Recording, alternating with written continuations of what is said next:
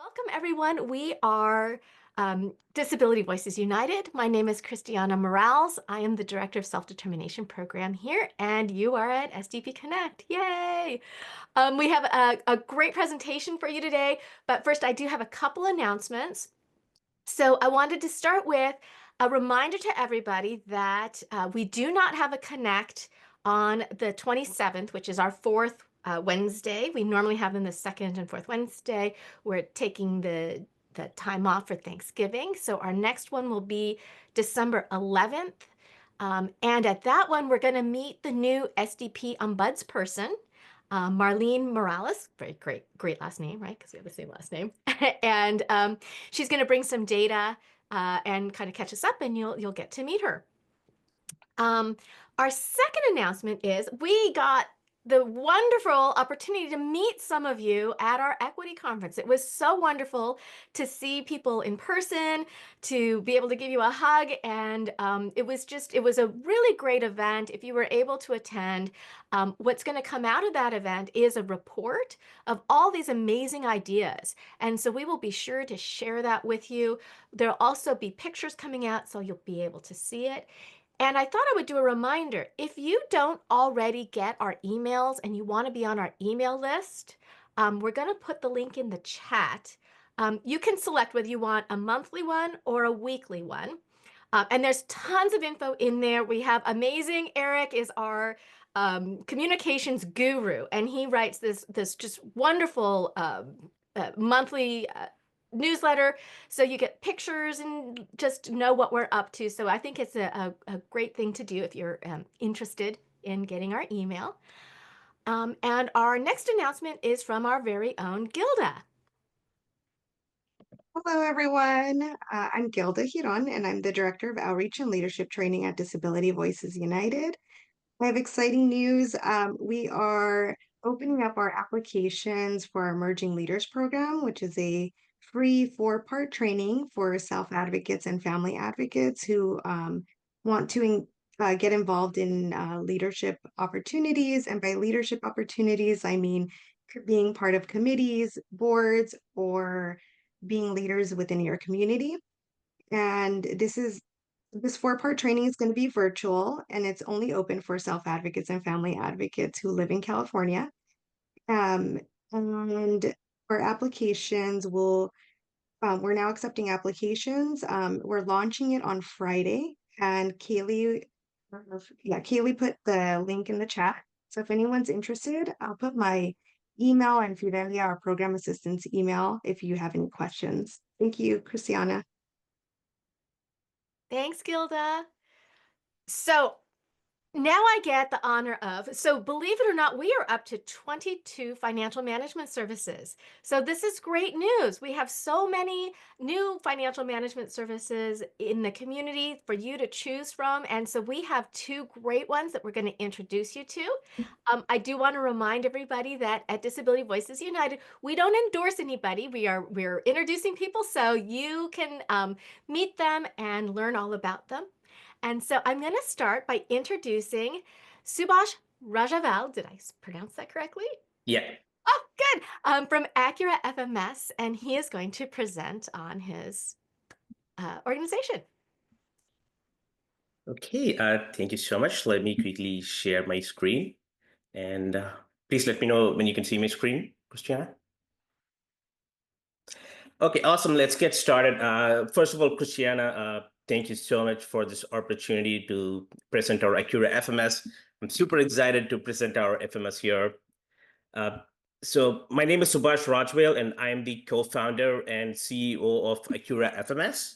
And what I plan to show today is first, I want to spend the first few minutes showing a couple of slides about who we are and how we got into the FMS business and so on. And today we also have a demo of our platform, our FMS portal that we want to show you. Again, I'll probably spend 5 minutes there. And then finally, we'll talk about how do we get enrolled with the Accura FMS. And after that, any questions, we'll be glad to take that. Okay, that's it. So who are we? So first of all, both me and my co-founder, we are no strangers to self-determination program. We are parents of an autistic kid who's in the second year of self-determination program. We were originally with traditional services with regional center, and we made the switch to self-determination program. And like every parent, we did pretty much every parent did. Like we were with an IF, we changed IFs, we changed FMS, been there, done that, everything that every parent has done in STP. And a little bit about our background. So I have 20 plus years of experience building technology solutions for healthcare companies.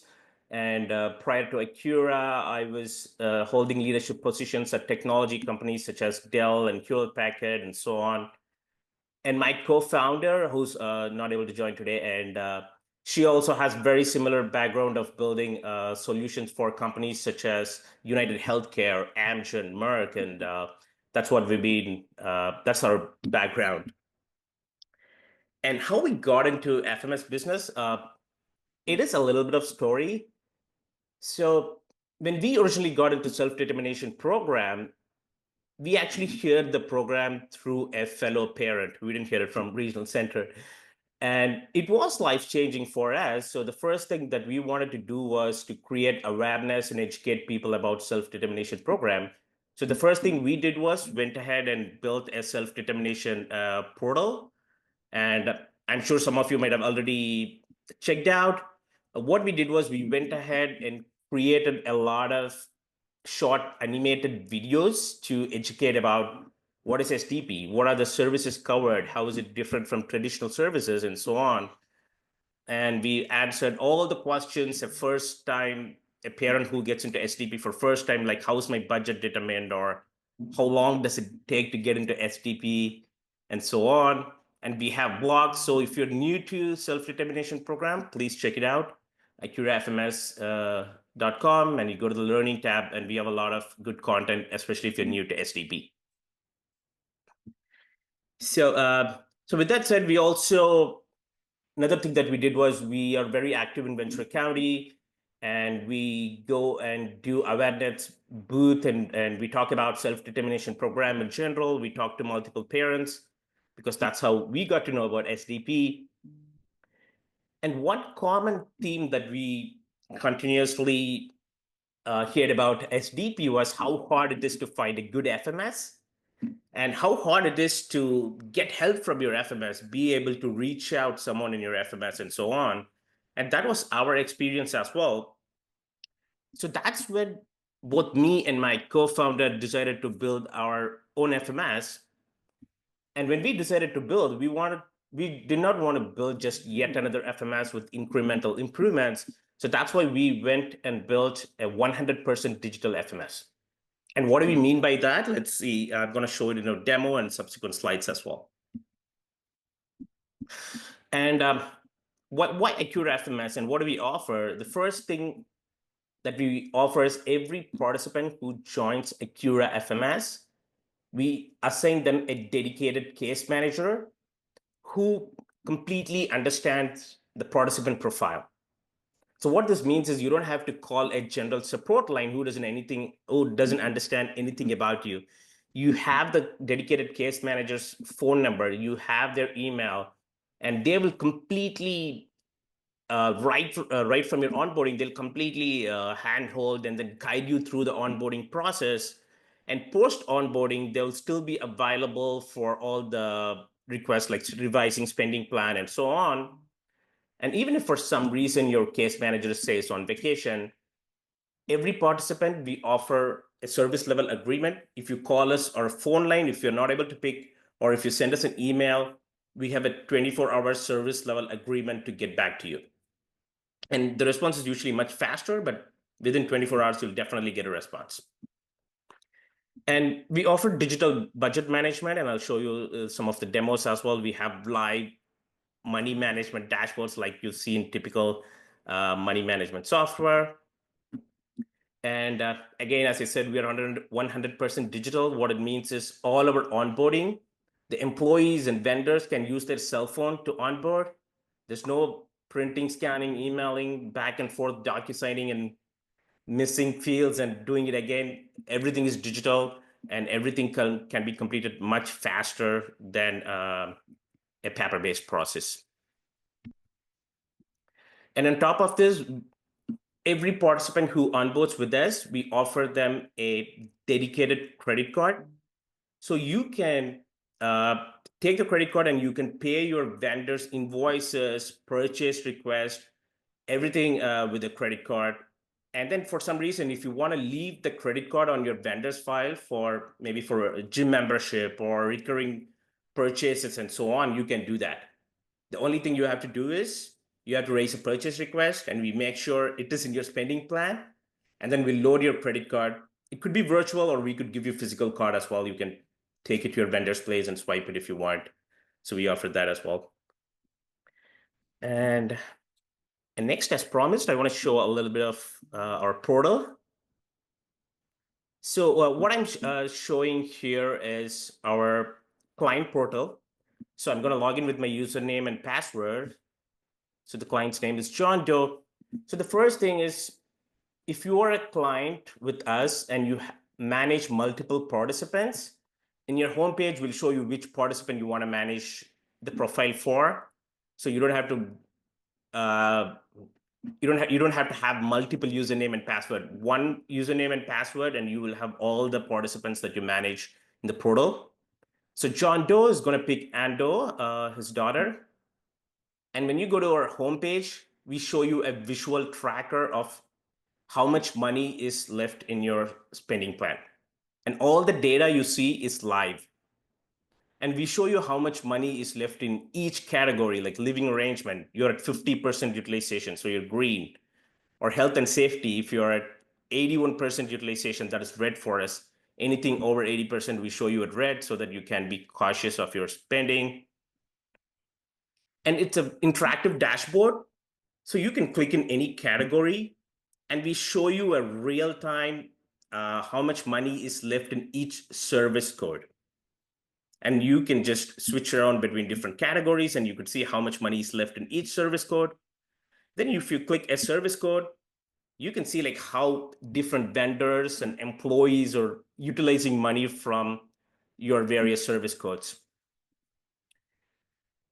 And the real reason why we built this is there are two things that happen with each SDP participant. Either you leave a lot of money on the table, or you overspend. I mean, overspending is really bad. Obviously, you'll have to pay it out of your pocket. The thing is, leaving money on the table is also bad because that is a budget allocated to you. And what this really facilitates is, for example, you go to health and safety, and then you see communication support, you're at 90% utilization, you only have $1,000 left here. Maybe you want to purchase something for like $1,500 or so. Then you need to identify where to pull the money from. So probably you could go to living arrangement and see, hey, I have $2,500 left here. Maybe I have $2,000 left here. So now you're able to identify where I want to move the money from. And you can do it in minutes, and you can do it every single day. You don't have to call us. You don't have to request a statement. You log into your portal. This is what you see in your homepage. And obviously, once you figure out where you want to move the money from, we'll definitely have to work with your regional center. The process varies from regional center to regional center. But what our portal does is makes the process of identifying where to move the money from much easier. Then you just have to notify your case manager, or then your Accura case manager will work with your service coordinator and help you move money across. And we also offer traditional the utility bill like statements. For example, you go to the statements tab here, and then you want to see a monthly statement. You also see like the typical monthly statements that every other players usually provide. So if you want to do a dynamic dashboard, or if you want to watch a statement view, you have both the options there. And if you go to the invoice tab, you can track all the invoices that you have submitted in the past, and we show them. You can search for invoice, and we show them like whether it's paid or approved or submitted, and you have all the details here. And similarly, adding invoice, all you have to do is just click add invoice button and then add an invoice.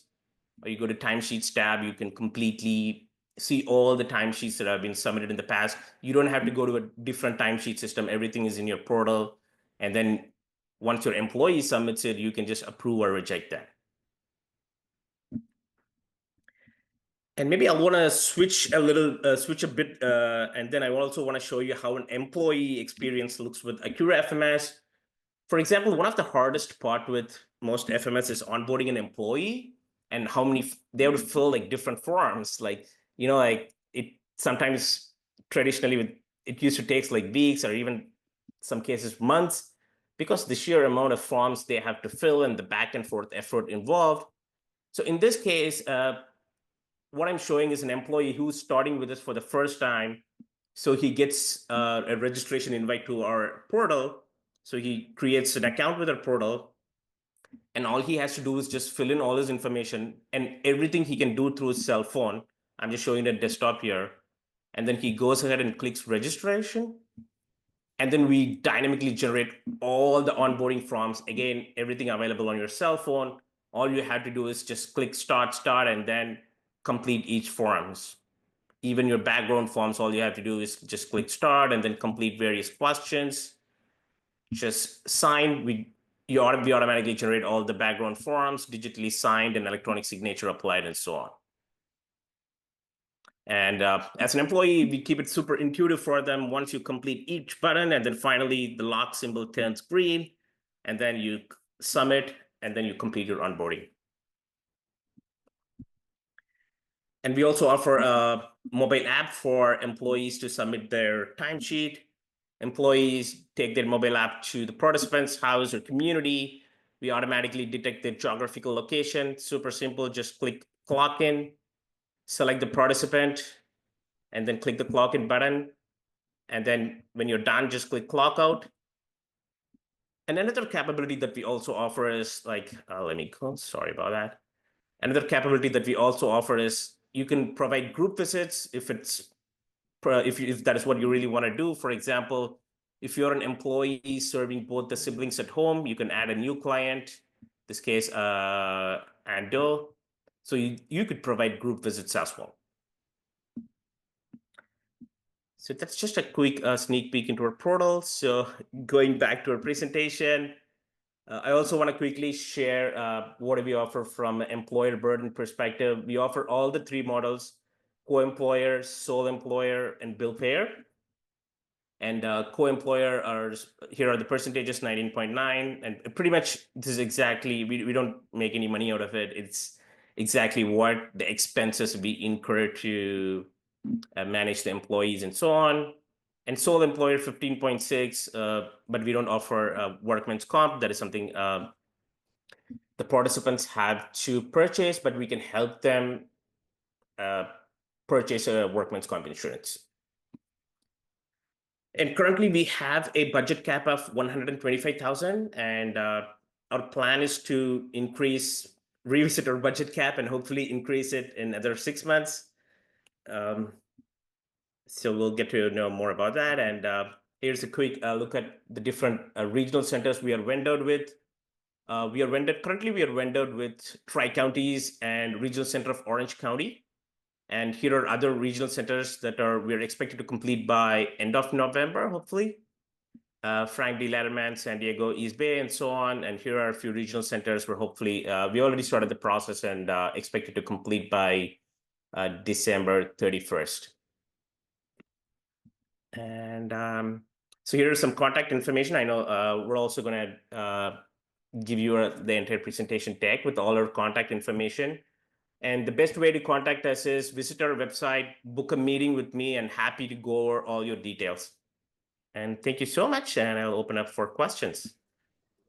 You got a lot of love in the chat, so a lot of people saying wow and wonderful and great. And then you do have some questions. Sandra McCrory at 441 asked, what languages do you serve? Yeah, good question. Currently, we serve only English. Our plan is to support Spanish by June 2025, and hopefully expand it to other languages after that. And then Rajiv at 447 asked, How long do you take to pay a vendor invoice from the date of submission? Yeah. So our payment are semi-monthly, both the employee pay and the vendor pay. But the vendor pay we are flexible. If you have a vendor that requires more frequent payments, then we can work it out, or even emergency payment for purchase request. All you have to do is let your case manager know. But employee pay is semi-monthly. Um, Letty at 449 asks, can you repeat the budget cap? Yeah, our current budget cap is 125,000. And Rushi at 450 asked, how many customers do you currently have? Yeah, we are a brand new FMS. We are currently onboarding, we are currently onboarded five, and we are in the process of onboarding close to 10 various stages. Some are just getting their spending plan approved and so on. Yeah, that's where we stand now. You're very new, right? Didn't you start in? Right. We went live in October, so it's November, so we're Yeah. new. Michelle at 450 said, what is the proposed increased budget cap? And do you have restrictions for medical needs? Example, G-tube or seizures? Yeah, currently we have restrictions for G-Tube. Our reliability or our workman's comp doesn't support it. Hopefully, in being a new FMS, we are very cautious of what we are committing. Hopefully, by June, that is something we want to remove that restrictions as well. But currently, G-Tube is a restriction. And sorry, what was the other question? Um, oh, do you know what your proposed increased budget cap will be? Oh yeah. Currently we are the next increase will probably be between 150,000 to 200,000. And I mean I don't have a number now, but probably based on how the next 6 months goes and how things work out, we'll probably revise it somewhere between 150 to 200,000. Um, Connie at 451 asked, do you work with clients receiving both SLS type funding and IHSS, so in-home support service funding? Yes, absolutely. We can definitely support IHSS and people I know like we as yeah, I know we already spoke to a participant who's also participant's mom who's also getting support from IHSS, and as long as the regional center is fine with it, and as long as it's in the spending plan, we're going to honor it. Um, and I think maybe they were asking, maybe this person already works with a vendored SLS agency. I think that might have been what it wasn't, the question wasn't really clear, Connie. So if you want to clarify a little bit, you can put that in the chat or ask. Deandra at 452, how does Uber work with you? Yes, so with Uber, there are a few options. As I said before, we offer credit card, so you could just leave that credit card on your Uber, or we could just purchase Uber gift cards and give it to you. We're very flexible there, whatever works for you. So as long as your spending plan, you have money allocated to Uber, we can purchase an Uber gift card and give it to you. I'm just going to do a couple more questions and then I want to make sure that STRO has an opportunity to present. And so don't worry, everybody, if your question wasn't asked, we will hit them all at the end. So I promise. So the last one was um, Carmen at 452, are you taking new ones? We are with CVRC wanting to have new financial management service for February 2025.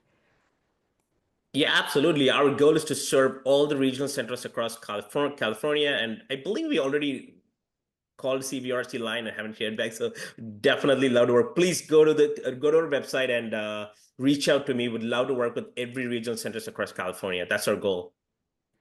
Wonderful. So we do have a few more questions, but I'm going to go ahead and have Stro present, and then we promise we've got your questions tracked here, so we will make sure we get back to them. So I want to take the opportunity now to introduce Rilee Rotolo, and do we have Sandi here? Where is she?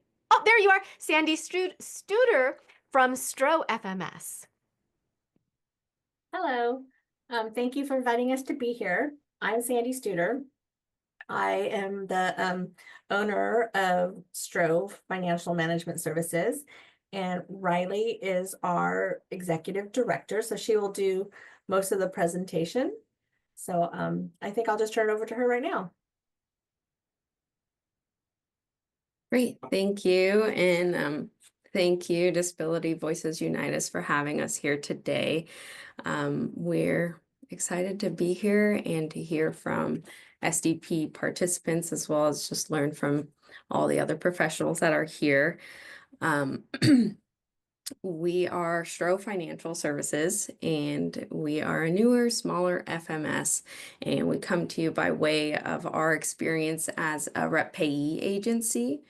So Sandy has over 20 years as a rep payee, and that background in financial management is what led us to being also offering FMS services.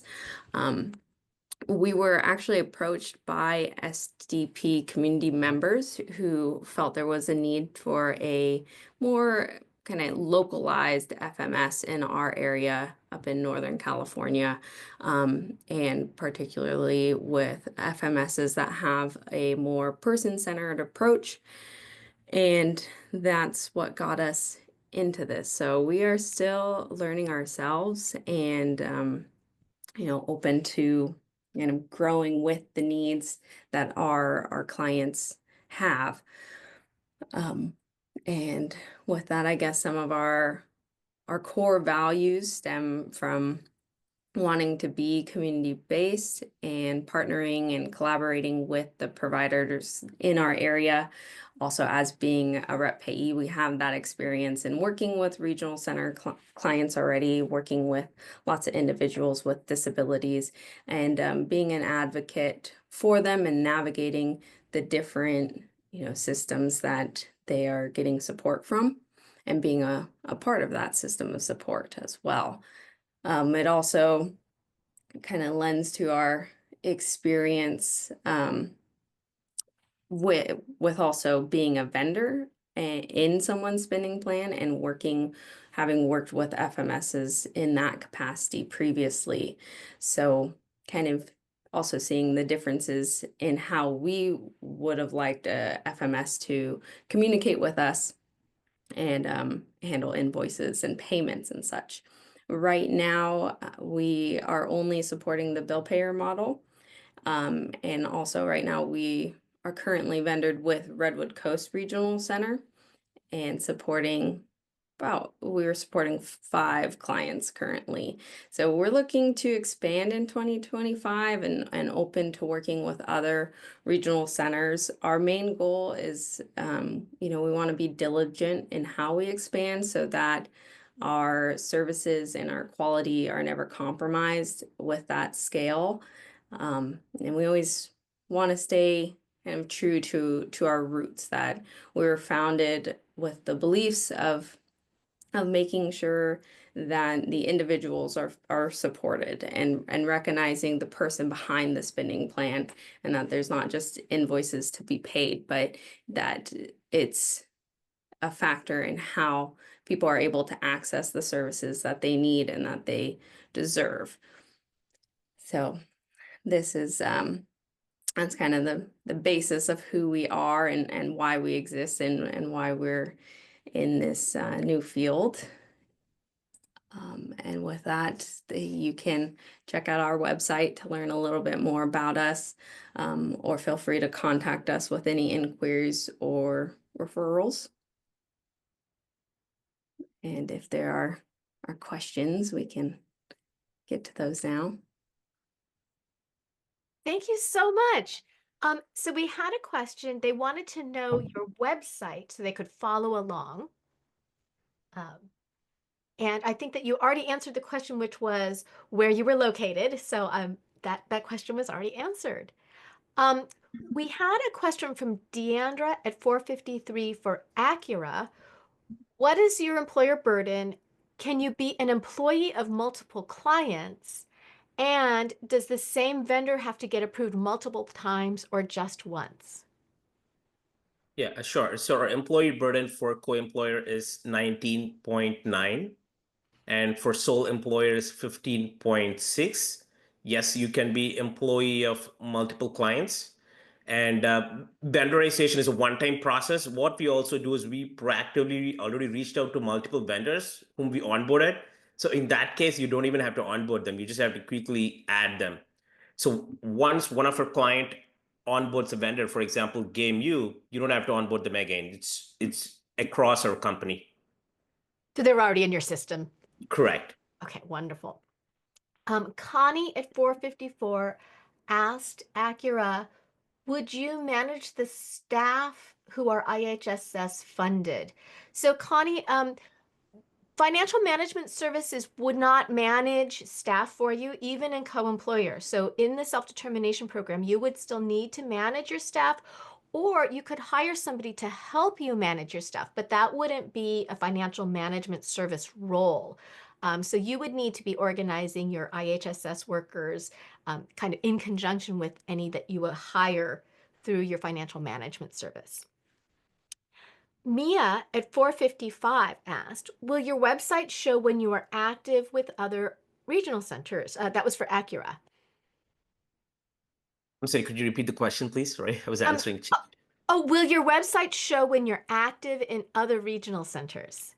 Correct. So the list it's in the brochure as well. We're currently vended with Tri-Counties and Orange Counties. Our goal is to serve all the regional centers across California. And November, I mean, everything's in our website FAQ, the list of regional centers that we support and expected to complete vendorization. Everything is in our FAQ.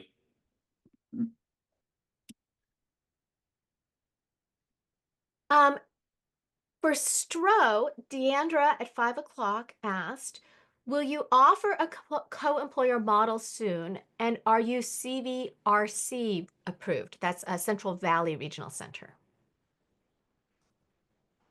I wouldn't say that the co-employer or employer model is something that we'd be embarking on soon. We are moving diligently in how we expand. And since we were initially approached by the community here locally, we're making sure that everybody is kind of covered here first before looking to increase our services. As for CVRC, we do work with them in other capacities and are vendorized as a rep payee. So they are definitely on our radar as a regional center that we will work with. But kind of additionally following back, we are right now are working with Redwood Coast Regional Center primarily. Perfect.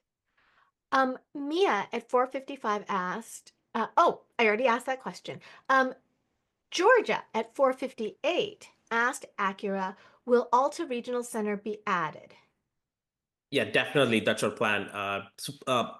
If you don't see your regional center in our list, please book a consultation call with us. Once we initiate the request through the client, the vendorization is much faster. We want to support every regional center across California. So definitely Alta is on our list. Yes. Janet at 503 asked, do either of you offer reimbursement to families? Yeah, here's my take on it. I know some regional centers support reimbursements. We'll have to take case by case basis. When we started originally, we weren't expecting reimbursements, but when we spoke to, I think, Frank D. Latterman, they support reimbursements. So as long as it's in the spending plan and as long as regional center is supported, we want to honor that. So if that is something that your regional center is supportive of, yes, we can support reimbursements. Yeah, similarly, I would say it's a case-by-case basis. It also depends on how it's set up in the spending plan. When we can work directly with vendors, that's always the preference, or being able to, I think nowadays there's a lot of creative ways or just ways in which we can make sure that services and supplies or whatever it is that is needed is being paid for directly, so that there isn't that burden on the family to put out money and wait for reimbursement. That's part of why FMS agencies exist. Carmen asked STRO at 502, do you have a financial cap for clients? We do not currently have any sort of cap. It is something that when we're initially onboarding a new participant is part of the conversation, what their budget is and what our capacity is and our ability to ensure that their needs are being met. We haven't met a spending plan that we haven't been able to work with, and I hope to keep it that way. But it's just one of the factors that we consider with onboarding, making sure that it's a mutually good fit, that we can fulfill your needs and that everything that you need is something that we can service. Wonderful. For Accura, Maria at 504 asked, can an employee submit two different rates for each service with different rates? Yes, absolutely. We have incorporated in the platform. You as an employee can have two different billing rates. Yes. Perfect. Okay. And then Jessica at 506 asked Accura, do you provide access to the portal to the independent facilitator and other authorized representatives? Yeah, thanks for the question. For showed in the demo, yes. All the views I've showed, be it the dashboard or the invoice timesheets, everything you can extend it to your authorized participants. Your independent facilitators, service coordinators, or anyone you authorize, they get the same level of access I showed in the demo. And you as a participant, you control what level of access they have. If you just want them to have read-only access, just view the invoices, they can do that. But if you want to give them like edit access where they can go ahead and submit invoice, approve timesheets, you can provide varied level of access to all your authorized representatives.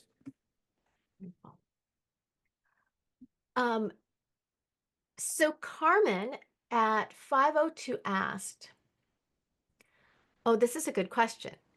So if you work with more than one client, so you're an employee and you work with more than one client from your financial management service, are they capped for overtime? How do you handle a situation where if they're working for if you're in co-employer, they work for two different employees or participants, how do you deal with the overtime? Now, currently, we don't cap on overtime, but as I said, we just look at a spending plan, and based on the budget limit, if you're still able to do overtime and work for two different clients, we absolutely allow that. We haven't came across this scenario, but our portal is built to handle those scenarios. Yes. So the problem really comes about if you have an employee who works for two different participants and they go into overtime, then the second employee has to pay a higher rate so how do you deal with that piece?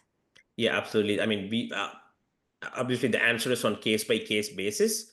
So I would definitely say please book a consultation. We have to look at like what are the two different employees, how much time you're spending with different clients, and the problem here is like who's gonna bear the overtime rate because you're working for client A and client B, and who's gonna bear the overtime rate? So these are some things honestly I don't have an answer now, but we will have to figure it out. Um, Mariora at 507 asked, STRO, can you talk more about the support you provide? Case manager, payment schedule, turnaround communication, and what database software you use? Yeah, absolutely. So right now, our main, the way that we are set up, Sandy is our owner and the heart and soul of what we do. And I am the daily operations manager. So I would be that point of contact for our our participants that we are supporting. We very much want to maintain that low case manager to participant ratio. You know, right now it's 1 to 5, and so we would add additional case managers as needed. But right now, I mean, it's the two of us running our shop, and if you needed anything, we're readily available. You know, I am happy to work with the participant, with any family, with an IF service coordinators, as well as partnering and collaborating and communicating with the providers listed in the spending plan directly. And then in terms of our payment schedule, I would say our invoices are paid within a week. I can't see for any reason why we haven't had any that have payment has been issued past a week after an invoice had been submitted. So I think that answers most of the questions. We don't have any type of portal that participants can log into to see that information. We do send monthly reports showing what has been paid out of the spending plan so far and what remains. And then we're available for any questions in between, or if anyone had any questions, you know, we will be transparent with all of our operations and everything that we've done for a participant. I was just Um, going to add, I'm sorry. I was just going to add that we do QuickBooks for the bulk of the budget, like as far as the checks and everything, like, and then Rilee does, she keeps up to everything with matching spreadsheets, and like I said, like she said, we can provide reports that breaks everything down. Julio at 510 asked STRO, my question is about a class. Do you quickly pay sur la table cooking class? How quickly does the client get the class to go in person or online? How was the processing? Does it take longer to purchase? I would say that's a rather specific question, and I can't say that I have worked with a participant taking a cooking class through Sur La Table before and can really tell you how long it took and what it was. But I would say that we are able to provide credit card information for any type of online classes or even like community classes that are paid online or registered online. So with that, it would really just be a matter of creating a plan. You know, when can we get together to make sure that you're getting the payment information and registering online? It's really as quick as we make it, as we can communicate and make sure that everything's in place, that all the boxes are checked, it's part of the spending plan. That's, I would say, how we approach most most payments, you know, most services. So they would reach out to you and say, I want to take this class, and you guys would work together on how to make that payment for it. Right. Yeah. It kind of depends on the class of how it gets paid, right? Right. Yep. But most of our payments, you know, we can send a check, we can do an online payment. We have you know, a card available that we can provide that vendors can keep on file. So it's partly just making sure that the legwork is done and that everybody that is involved is on the same page, and then just executing what needs to be done. Wonderful. So there was a general question from Michelle at 502. DVU mentioned at the beginning that there are currently 22 financial management services with new ones added all the time. The DDS webpage is rarely updated. Does DVU publish who the FMSs are and any of the bigger key points for each one, like budget cap, employer burden, employer model burden rates, medical restrictions? I'm a newer IF trying to make sure I'm presenting all available financial management service options to my clients. Well, Michelle, you are one meeting ahead of us. So at our next meeting, so remember, we're not going to be meeting at the next in November. So the next meeting will be December 11th. We will be rolling out our new website. And on the website, you can find a page for every single financial management service with every question I could possibly think of to ask them. And what we do is we send it to them. We will send it to them. Right now, we're thinking quarterly, unless we think that things are changing too fast. We might do it more often.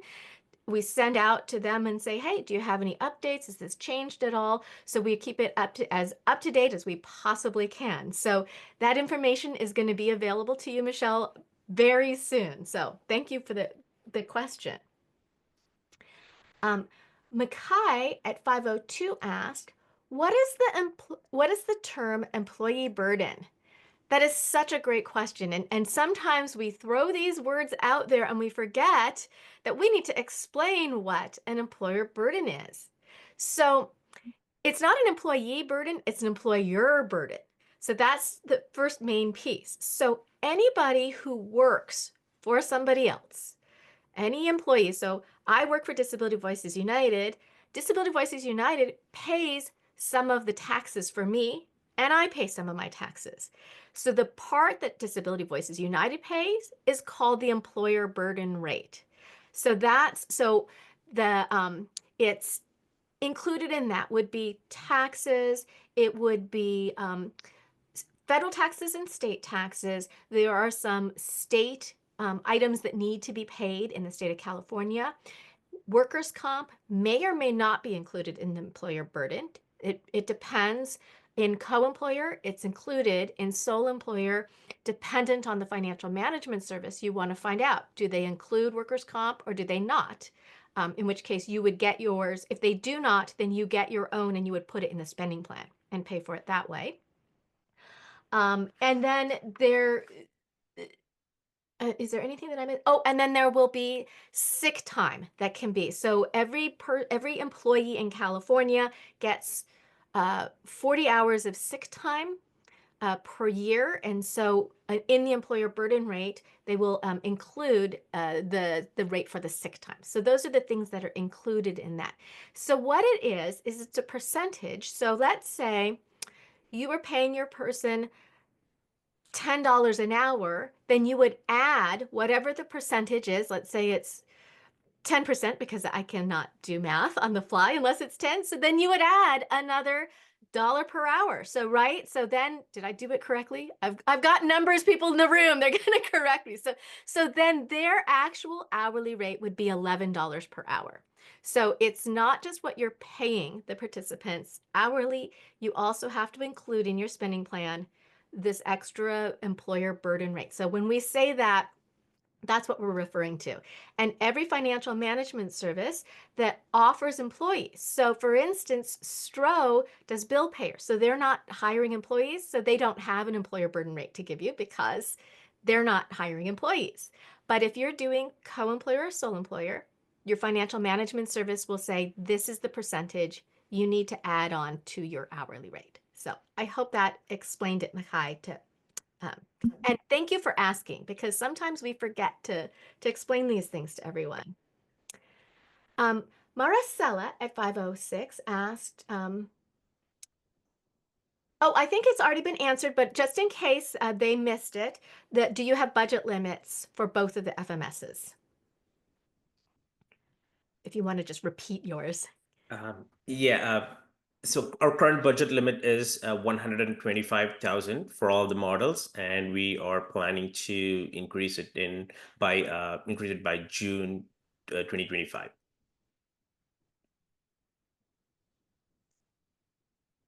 And Rilee? Yes, we do not have a budget limit. That would just be part of the onboarding discussion, making sure that we're a good fit for each other.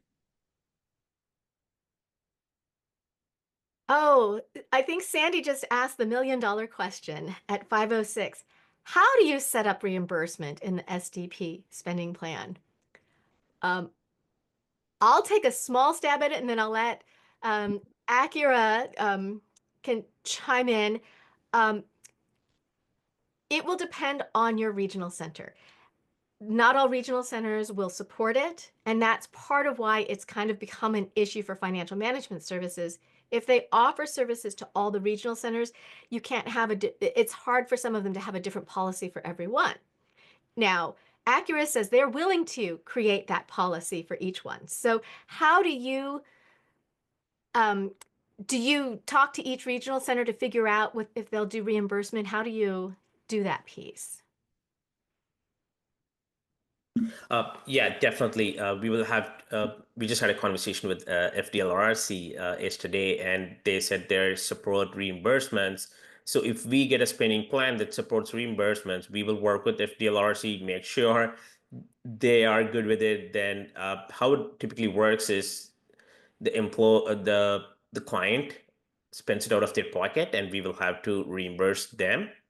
And honestly, as I said, we don't have any client at this point who has reimbursements on their spending plan, uh, but we are ready to support it, and we'll have to figure it out. That's my honest answer.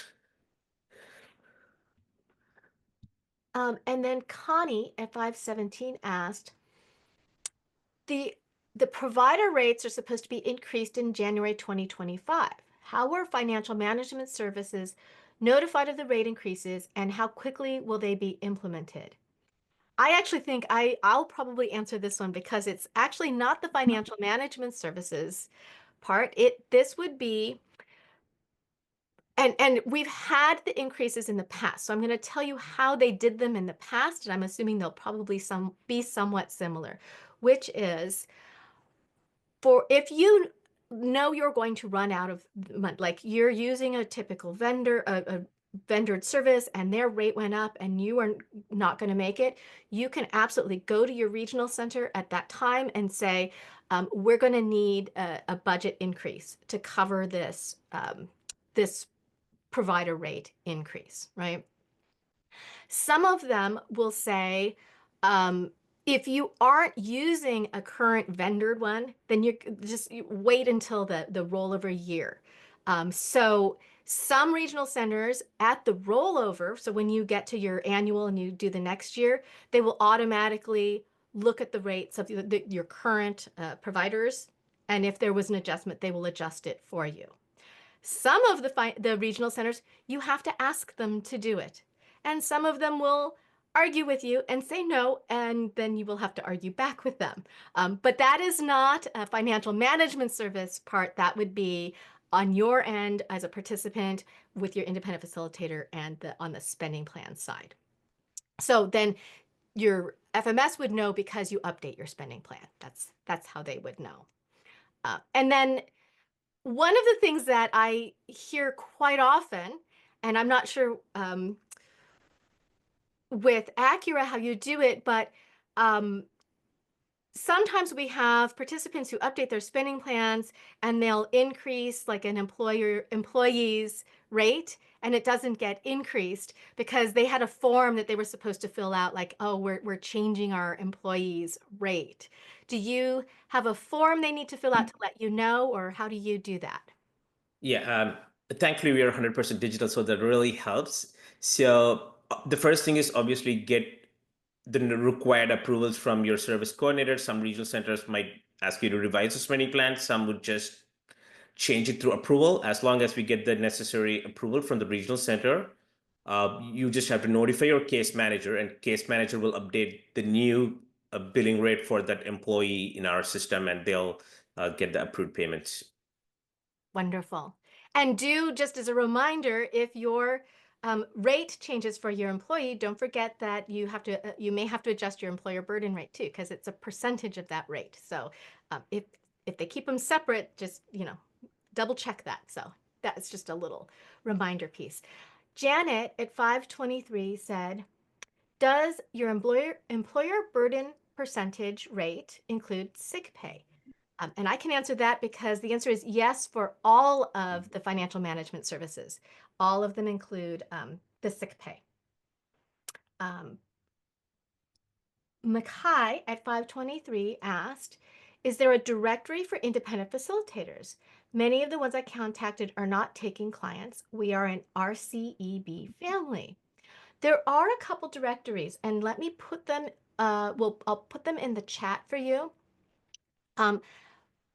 Along with our website that's rolling out is we will also be having a provider site, which will be, growing over time, and it will include independent facilitators.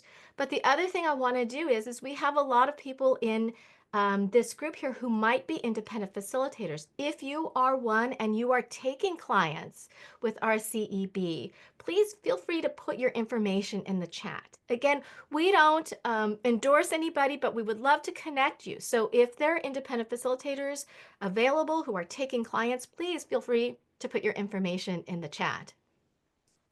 And Letty at 524 kind of asked a similar question, looking for an independent facilitator in the ELARC area.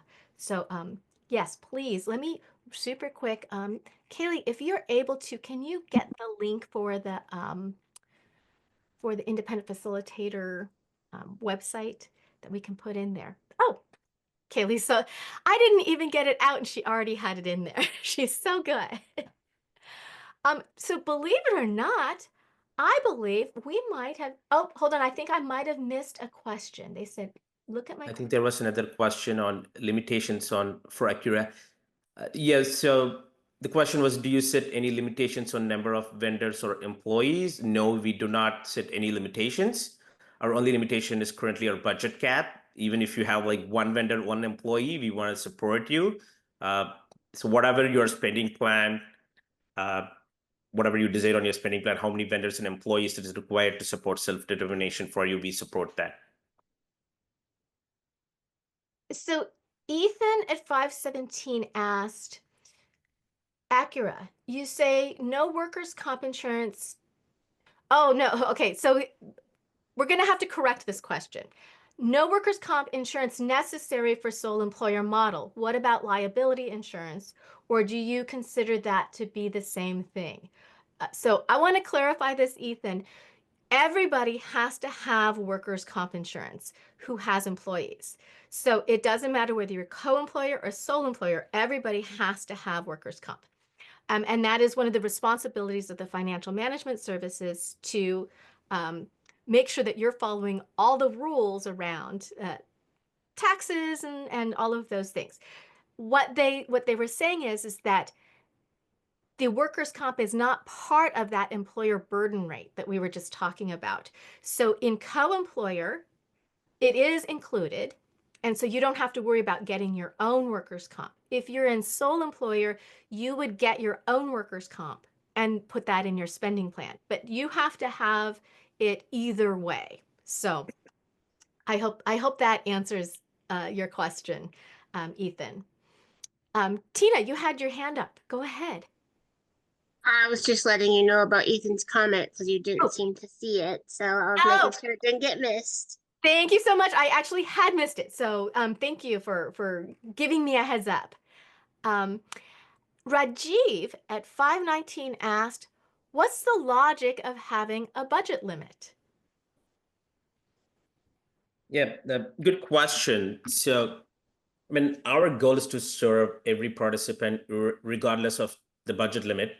But obviously, we want to survive as a company and make sure we want to honor what we commit. Since we are a new FMS, and we want, I mean, again, I want to repeat this again and again, and we want to be conscious of what we're committing.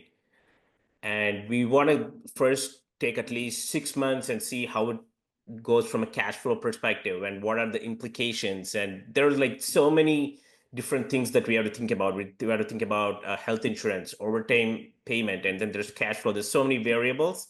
So our goal is to support every budget for every participant, but definitely we will increase our budget cap by June of next year, and we definitely have plans to increase it even further. And one of the reasons is that I'm not sure that everybody understands that financial management services are what they call paid in arrears, which is a weird way of saying they pay out the money first and then they get paid back by the regional center. So for some financial management services, you know, if you have really large budgets, that's a lot of money they have to pay up front. And so they want to make sure that they are able to manage the size of the budgets that they have. So that's why different financial management services have these different caps to make sure that they can have enough to cover, to front this money for everybody. Ethan asked a follow-up question, which I thought was a great question. He said, there are other FMSs that require you to use their workers' comp in sole employer. So you're correct that when you look that some of the financial management services in co-employer do include in sole employer do include workers' comp, and they don't give you an option to buy your own. So what we want is choice. And that's why we have all of these wonderful choices with financial management services. So if you're somebody who would prefer getting your own workers' comp, then you would want to make sure that's a question you ask the financial management service as you're out looking to pick the one that's going to be right for you. If you do not want to pick your own workers' comp, then you would pick somebody who included it in their employer burden rate, and talk to them. So if you have specific needs, that's why you interview them to begin with, to find the one that's going to meet your needs. And I love that we have two very different ones today who will absolutely be perfect for different types of participants, and they will meet everybody's needs. So that's why it's so great to have both of you here today. Oh, this is an interesting question. I hadn't thought of this before. Deandra at 527 asked, do you have a minimum budget? No, we do not. Yeah, we do not have a minimum either. I had never really thought of that. That's a great question, Deandra. And then Connie at 528 asked, there are so few FMSs who will take people with high budgets. What are the barriers to accepting high budget clients? So Connie, that's kind of what we were just talking about. The barrier really is that the financial management services have to front that money. So that's one of the things. I also want you to know this is something very much on DDS's mind. It is something that DVU has talked with them about. They have talked about. We want to make sure that there are financial management services available for every size budget. And so it is on the minds. There are quite a few right now that will take any size budget. Now, the other thing we know is that with the 21 regional centers and 22 financial management services, not all the financial management services work with every regional center. So we are very concerned to make sure that every regional center has at least one financial management service, if not more, because we want choice that will take a high budget. It's absolutely something on our radar and something we are working on and talking about. Makai at 529 asked, will DVU have a webinar on how one can become an independent facilitator? Is certification required?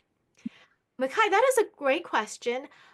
Disability Voices United, our primary function is focusing on participants.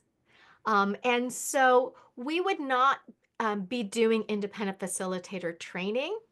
There are a few organizations out there that are doing it. I can also tell you that currently the Department of Developmental Services is creating a training and certification for independent facilitators. I don't exactly know when they expect it to be out. I think it's mid to late next year when that certification will come out.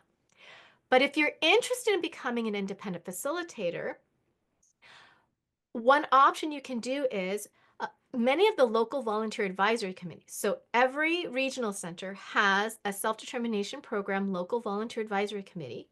And some of those committees, they're provided funding each year to promote self-determination. And some of those committees are using that money to help pay for independent facilitator training. So if you're looking to become an independent facilitator, check in with your local volunteer advisory committee and see if they are offering paid independent facilitator training.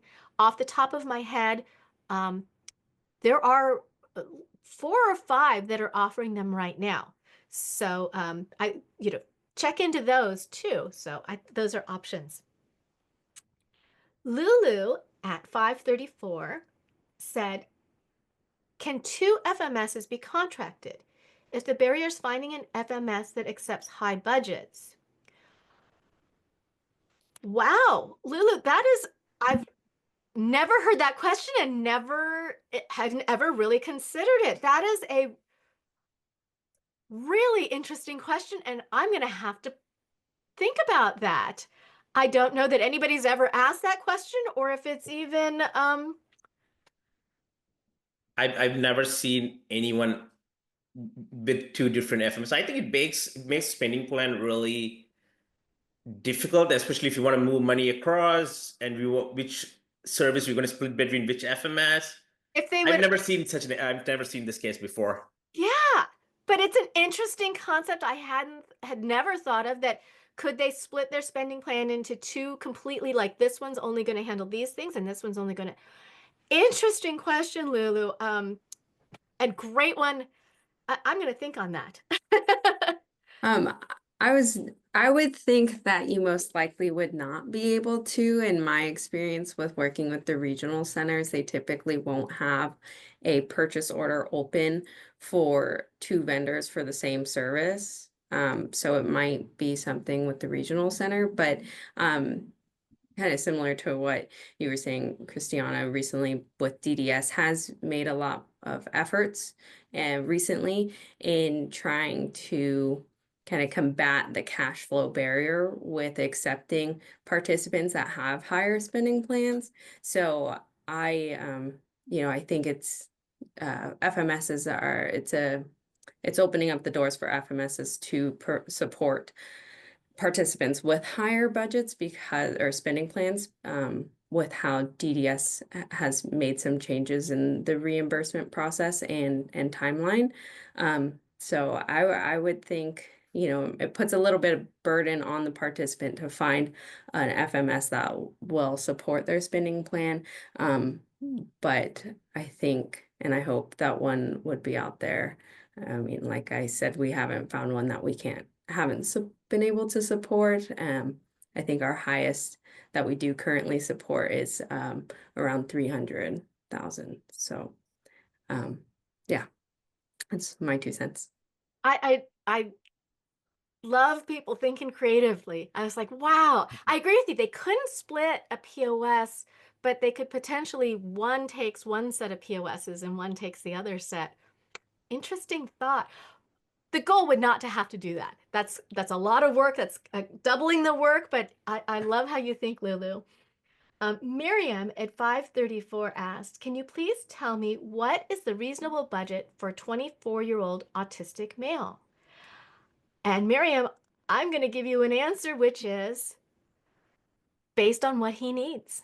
So a reasonable budget is going to be based on his person-centered plan, going through figuring out what he needs, and that's going to be the correct budget for him. This is why we really highly recommend doing person-centered plans. It's not required in the law, but it's so important because it really is the foundation for your self-determination program. You will, when you do it, find unmet needs, find change in circumstances. A lot of the reason most people go into self-determination is the traditional system wasn't meeting their needs. And so the person-centered plan is this really great opportunity to really look at your whole life and the things that you want to do. It's such a great process. Tina, do you want to talk a little bit about person-centered plan? I know it's like our favorite subject. And so the way I think about it is my person-centered plan is my life on paper. So like I put everything down that I want in there. I think it should be actually mandatory that they read it, but they don't always. But sometimes you can go back later and argue with them about stuff because they didn't read your person-centered plan. I make mine very detailed. I put important things for us to remember, like who my doctors are and what I want. What I want isn't always stuff that has to be paid for. I put things in my person-centered plan that matter to me. Some of those things need funding, some of them don't. And so my person-centered plan reflects who I am. I think it's a great moment to stop and think about these things, right? And to organize and like, because I mean, a lot of times we just kind of go through life willy-nilly with no plan, and I love person-centered plans. I actually ended up doing one for my son who is not a regional center client, who was about to graduate high school, because I thought it was such a great process as he was trying to figure out what he wanted to do as he was transitioning from high school into college, and what his hopes and dreams. So I think they're such a great thing. There's such a positive experience too. So you can tell we're very pro person-centered plan here.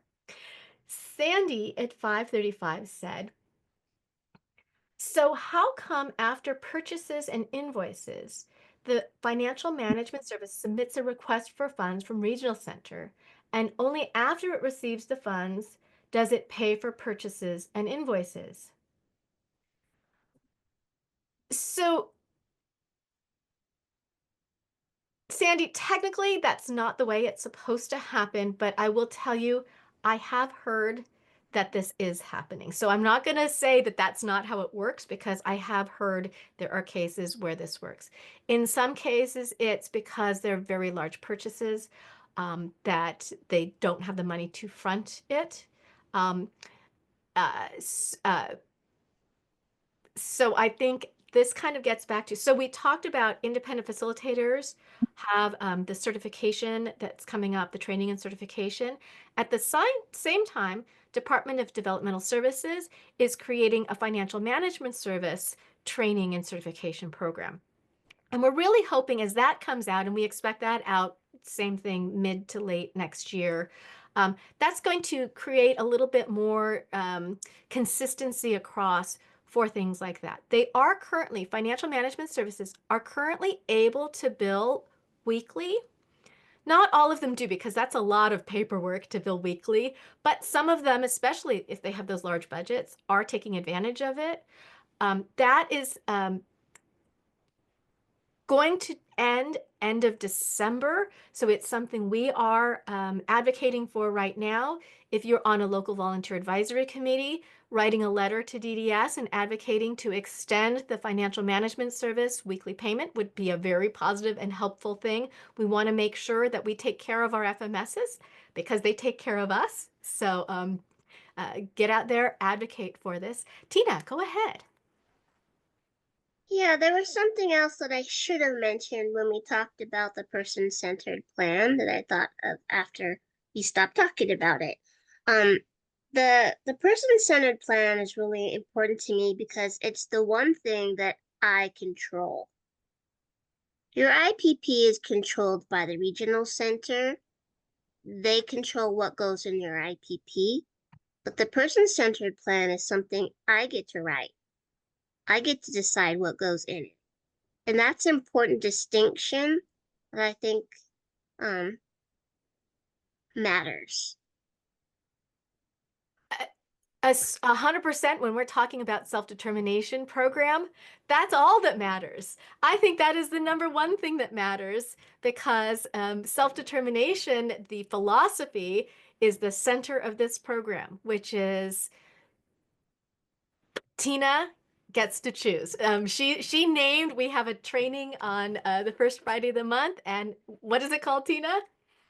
I get to choose. And I love that. It's the best name ever for a training.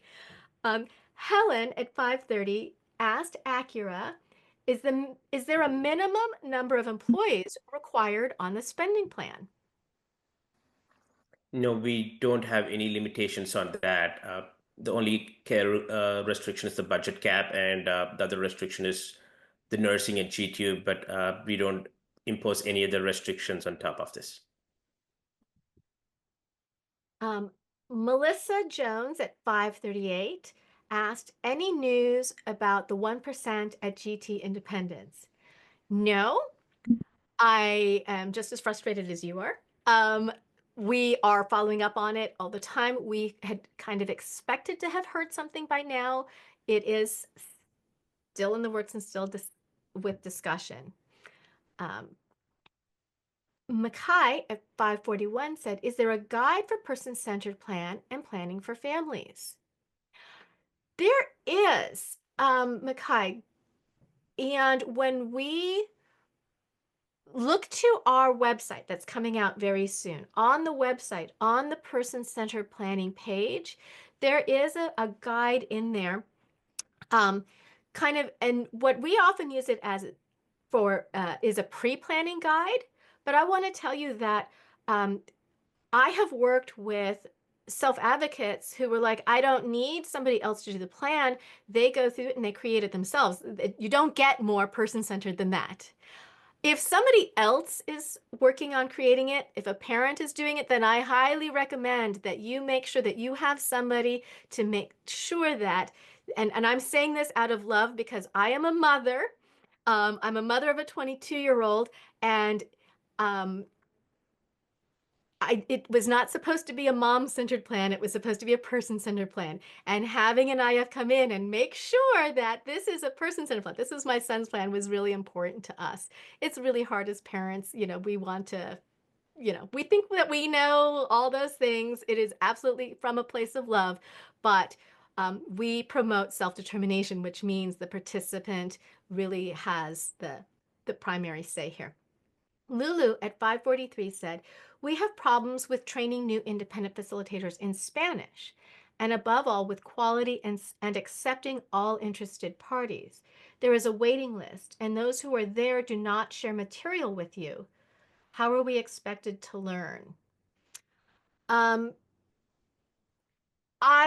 agree, Lulu. There is a struggle to find independent facilitation training in Spanish. I do know that there are a couple organizations that do it in Spanish. As you said, they might have waiting lists. So all I can say is I'm sorry. I do know that those exist. We are working on it. We are trying to make sure that it is accessible to everybody.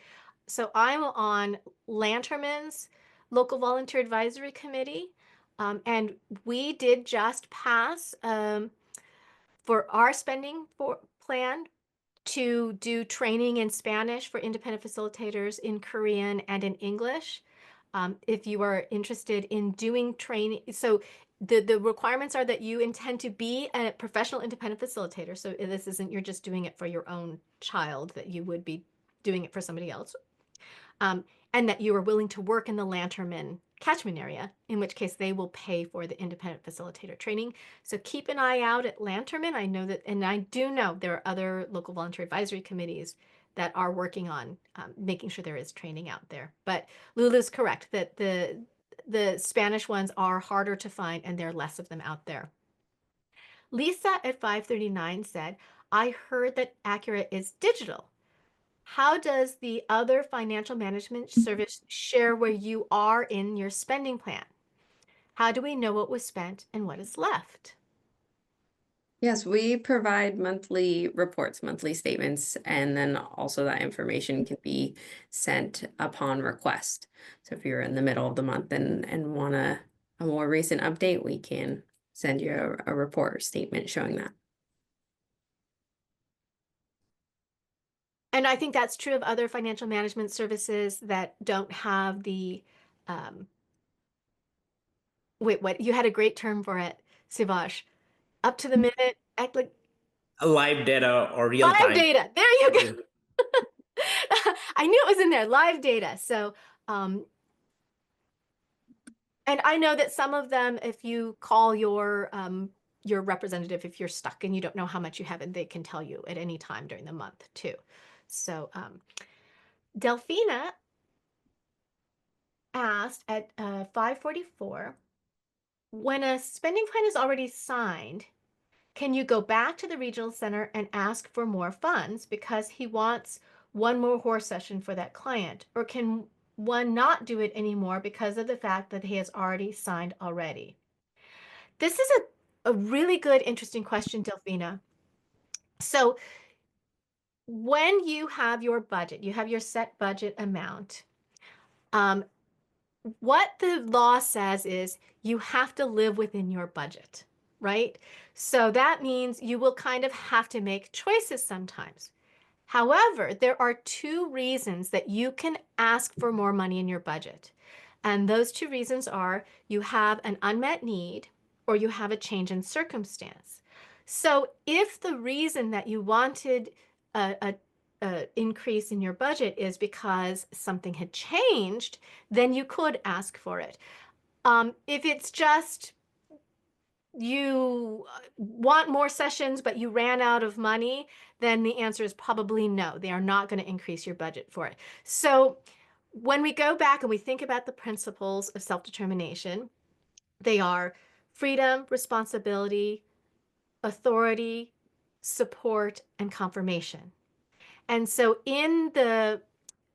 with the freedom and the authority, Tina likes to say a lot, comes responsibility. That's the trade-off. And so there are some times that you do have to make those decisions of, well, what's more important to me? Do I want to do, does my loved one want to do this or that? So I hope that was kind of a very long answer to your question, but I hope that answered your question.